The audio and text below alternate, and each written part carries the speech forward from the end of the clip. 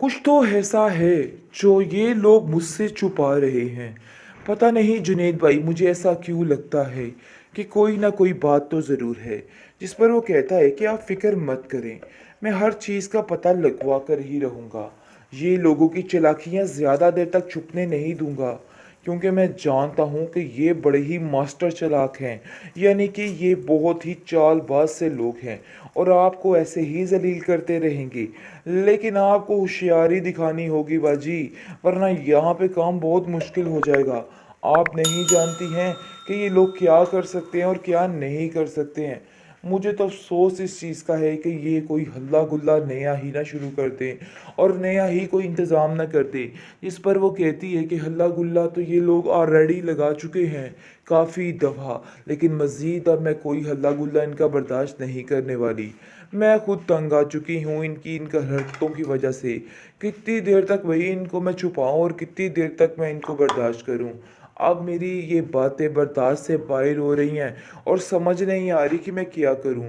जिस पर वो कहता है कि इसका मतलब है कि आपकी सुनी जाने वाली है, लेकिन आप ये याद रखिएगा कि ज़ावियार आपको कभी भी नहीं छोड़ेगा। ये लोग चाहे जितने मर्जी पापड़ बेल लें, लेकिन आपको ज़ावियार नहीं छोड़ेगा। ये जानबूझकर कर रहे हैं ताकि आप और हल्की पड़ जाएं, और अगर आप हल्की पड़ गई तो काम ख़राब है।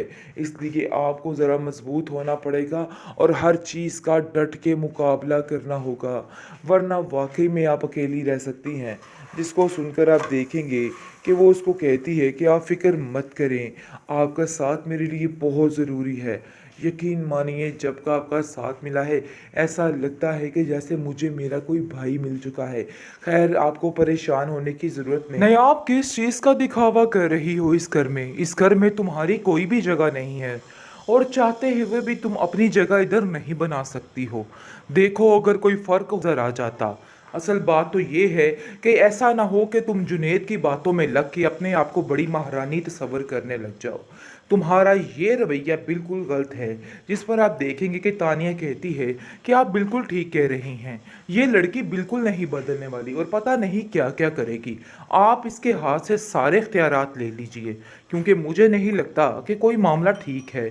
ऐसा लग रहा है कि सब कुछ गलत होने जा रहा है। यानी कि तानिया बुरे तरीके से दिमाग भर रही है अपनी सास का और कहती है कि बात कीजिए दादी जान से कि सारे इख्तियारात उससे ले लिए जाएं, क्योंकि मुझे नहीं लगता कि कोई भी मामला ठीक है। जिस पर आप देखेंगे कि नयाब कहती है कि मैंने कौन से आप लोगों के इख्तियारात को छेड़ा है, मैंने तो कभी किसी चीज़ का नाजायज़ फ़ायदा नहीं उठाया है। अरे, एक बात की थी सीधी सी, लेकिन आप लोगों ने तो उस बात का तमाशा ही बना के रख दिया। ऐसी तो कोई बात है ही नहीं थी। लेकिन आप देखेंगे कि वो मानने को तैयार ही नहीं। ज़ावियार कहता है कि कोई ना कोई ऐसी बात तो ज़रूर है, लेकिन इतनी पुरानी हमारी मुलाजमा झूठ कैसे बोल सकती है? तुमने ज़रूर कुछ किया होगा। मुझे पहले दिन से ही शक था कि तुम ये हरकतें करोगी, और देखो आज वही हुआ है। तुमने वही कर दिखाया जिस चीज़ का हमें डर था। जिस पर वो कहती है, मेरा यकीन माने, लोगों की बातों में आके आप अपने आप को इस तरह से क्यों ख़राब कर रहे हैं?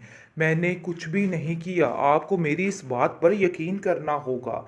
लेकिन निगार कहती है कि वो मेरा बेटा है और मेरी ही बात पे यकीन करेगा। देखो, तुम्हारी हैसियत नहीं है इस घर में रहने की, और इसीलिए समझाती थी। इस किस्म की लड़कियां इसी तरह के काम करते हैं, लेकिन तुम्हें अपनी माँ की बात समझ नहीं आई। देखो, इन सब चालाकियों से कुछ भी हासिल नहीं होने वाला। ये बात तो तय है कि आप जो कुछ मर्जी कर लो, लेकिन ऐसा वैसा कुछ नहीं होगा। जो उसकी हैसियत है वो उसकी हैसियत ही रहने वाली है। खैर, आप देखेंगे कि नयाब काफ़ी ज़्यादा परेशान है। जिस पर उसकी अपनी दादी उसको कॉल करती है और कहती है कि मुझे तो बहुत अफसोस हुआ ये सुनकर। इतना भी दीद लिहाज नहीं था जावियार में कि उसने हमें 2 पल के लिए वहाँ पे बर्दाश्त कर लिया हो। मैं तो हैरान ही होगी, मेरी तो अक्ल ही दंग रहेगी। तुम्हारी भाभी इस बात से काफ़ी खफा है। आखिर ये लोग क्या अपने आप को समझते हैं, ऐसा कैसे कर सकते हैं? जिस पर वो कहती है, आप फिक्र मत करें, सब ठीक हो जाएगा। और भाभी को भी समझाइएगा कि दिल में ऐसी कोई भी बात ना रखेगा। खैर, आप देखेंगे कि हर तरीके से नयाब हर चीज़ को हैंडल करने की कोशिश करती है, लेकिन बेसूद कुछ भी उसको हासिल नहीं होता है। जो वो अच्छा करने की कोशिश करती है उसके बरक्स हो जाता है और उल्ट हो जाता है। इसलिए वो काफ़ी परेशान हो जाती है। लेकिन घर में उसकी दादी की तबीयत दिन ब दिन काफ़ी बिगड़ती जा रही है और ख़राब होती जा रही है। ज़ाहिर सी बात है, हर वक्त वो नायाब की टेंशन ले लेके पागल हो रही है और बार बार यही कह रही है कि अगर मैंने उसकी तरबियत में थोड़ा चालाकपन ले आती तो ऐसा ना होता। आज जिस तरह वो धक्के खा रही है, ऐसे नहीं होना था। खैर, आप देखेंगे कि नायाब जो है वो दादी से कहती है कि सारे ठीक ही तो कह रहे हैं, आप सारी जिम्मेदारियां हर चीज़ अपने होल्ड में रखें या फिर तानिया को दे दीजिए। वो वाकई में मुझसे बहुत ज़्यादा काबिल है और वो हर चीज़ को बड़े अच्छे तरीके से संभालेगी। आगे से वो कहती है कि ये बात तुमने तय नहीं करनी है, ये बात मैंने तय करनी है और मैंने कर ली है। जो जिसका हक है उसको ज़रूर मिलेगा। देखो, किसी के साथ इधर नाइंसाफ़ी नहीं हो रही है, तुम्हें परेशान होने की कोई भी ज़रूरत नहीं। यानी कि पूरे तरीके से उसको तसल्ली दी जा रही है कि तुम इन सब बातों की टेंशन ना लो। हालांकि बीचन जानती हैं कि सारा कुछ वो लोगों के कहने पे कर रही है। यानी कि दिन दिन ब दिन जो उसके बदतर से बदतर हालात होते जा रहे हैं, उसको देख कर उसके मद्देनज़र वो ये सारी बातें कर रही है। लेकिन आप देखेंगे कि वो उसको समझाने की कोशिश करती है कि तुम बिला वजह परेशान मत हो, ये लोगों का काम है बोलना और ये लोग बोलते रहेंगे, इसलिए मज़ीद इन सब लोगों की टेंशन नहीं लेनी है। खैर, आप देखेंगे कि जुवेरिया कहती है कि इस बात का बदला तो मैं लेकर ही रहूंगी इससे, इसने जो जो कुछ मेरे साथ किया है इन सब चीज़ों में इसकी गलती है। लेकिन जावेर कहता है कि एक बात मैं आपको बताता चलूं कि वो जो तुम्हारा रिश्ता ख़त्म हुआ था उसकी वजह ये बेचारी नायाब नहीं थी, बल्कि तुम खुद थी। आगे से आप देखेंगे कि वो अपने भाई से उलझ पड़ती है और कहती है कि आखिर आप भी उसकी ज़ुबान बोलने लग चुके हैं।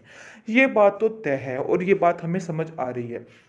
लेकिन वो उसको समझाने की कोशिश करता है कि मुझसे खुद नायला आंटी की बात हुई है, उन्होंने मुझसे खुद सारी बात की है, इसलिए किसी पर बिला वजह तोहमत और इल्ज़ाम लगाने से बेहतर है कि अपनी ज़ुबान को बंद रखा जाए और मज़ीद इस तरह की कोई भी बात आइंदा से तुम नहीं करोगी।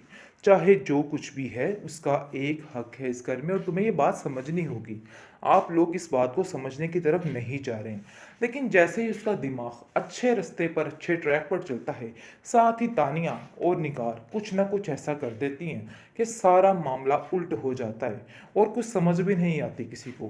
खैर, आप देखेंगे कि दादी समझाती है नायाब को कि नायाब तुम परेशान मत हो, देख लेना तुम्हारा जो मुकाम है वो मैं तुम्हें दिलवा कर ही रहूँगी। चाहे ये लोग लाख कोशिशें कर ले उसके बावजूद भी इनको कुछ हासिल नहीं होने वाला, ये बात तो तय है। लेकिन आप देखेंगे कि फ़िलहाल जो मामलात जा रहे हैं उनकी वजह से बेचारी नायाब काफ़ी परेशान है और वो समझ रही है कि बहुत मुश्किल है ये सब कुछ करना, क्योंकि उसको खुद समझ नहीं आ रही है। लेकिन वो इस चीज़ को लेके चलती है और सबकी बातों पे यकीन करती है। यानी कि जैसे जुनैद उसको अपनी बहनों की तरह ट्रीट करके उसका बता रहा है कि तुम्हें थोड़ी चालाकी और होशियारी दिखानी है और उसकी काफ़ी ज़्यादा हर चीज़ में मदद कर रहा है। ये बात उसके लिए काफ़ी ज़्यादा मददगार साबित हो रही है। लेकिन दूसरी तरफ दादी भी हर मुमकिन कोशिश कर रही है कि हर तरीके से इसको सेव किया जाए और इसको थोड़ा होशियार बनाने की कोशिश की जाए।